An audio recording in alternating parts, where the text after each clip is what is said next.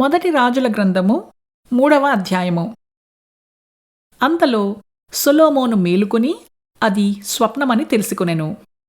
పిమ్మట అతడు యెరూషలేమునకు వచ్చి యెహోవా నిబంధన గల మందసము ఎదుట నిలువబడి దహనబలులను సమాధాన బలులను అర్పించి తన సేవకులకందరికీ విందు చేయించెను. తరువాత వేశ్యలైన 2 స్త్రీలు రాజునొద్దకు వచ్చి అతని ముందర నిలిచిరి. వారిలో ఒకతే ఇట్లు మనవి చేసెను, నా ఏలినవాడా చిత్తగించుము. నేనును ఈ స్త్రీయును ఒక ఇంటిలో నివసించుచున్నాము. దానితో కూడా ఇంటిలో ఉండి నేనొక పిల్లను కంటిని. నేను కనిన 3వ దినమున ఇదియు పిల్లను కనెను. మేమిద్దరమును కూడనున్నాము. మేమిద్దరము తప్ప ఇంటిలో మరి ఎవరునూ లేరు. అయితే రాత్రియందు ఇది పడకలో తన పిల్ల మీద పడగా అది చచ్చెను.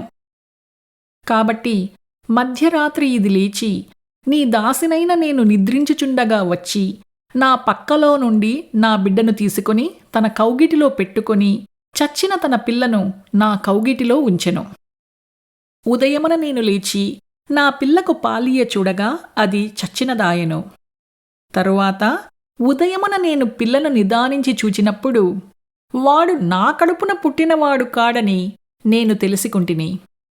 అంతలో 2వ స్త్రీ, అది కాదు, బ్రతికియున్నది నా బిడ్డ, చచ్చినది దాని బిడ్డ అని చెప్పగా ఆమె, కాదు, చచ్చినదే నీ బిడ్డ, బ్రతికియున్నది నా బిడ్డ అనెను. ఈ ప్రకారముగా వారు రాజసముఖమున మనవి చెయ్యగా రాజు, బ్రతికియున్నది నా బిడ్డ, చచ్చినది నీ బిడ్డ అని ఒకటియు, రెండవది అలాగు కాదు, చచ్చినది నీ బిడ్డ, బ్రతికియున్నది నా బిడ్డ అని చెప్పుచున్నది. కనుక కత్తి తెమ్మని ఆజ్ఞ ఇచ్చెను.